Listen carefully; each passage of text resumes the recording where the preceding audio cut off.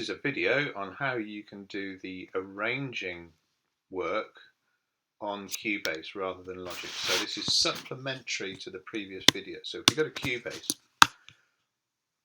you get this. Click on that arrow there and you can add what's called an arranger track.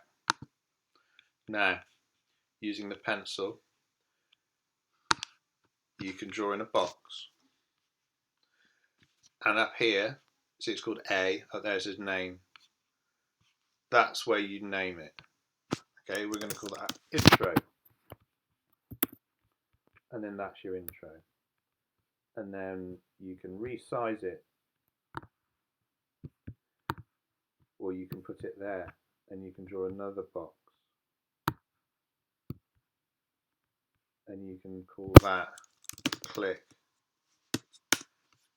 And then there's your drum intro. And then you can draw another one. And you can call that verse 1. And so on. Alright? So this is a good way of keeping track, and it gives everything little colours, look. It's a good way of keeping track of your song, where things are, so that you can say to your singer, let's take it from the first chorus. And then you can just put your marker there, and you say, oh, would you like that 2 bars before? And then we go from there. Okay, so you're going to do that for each song that you've chosen.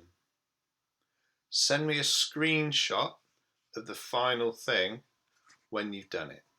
I hope that helps.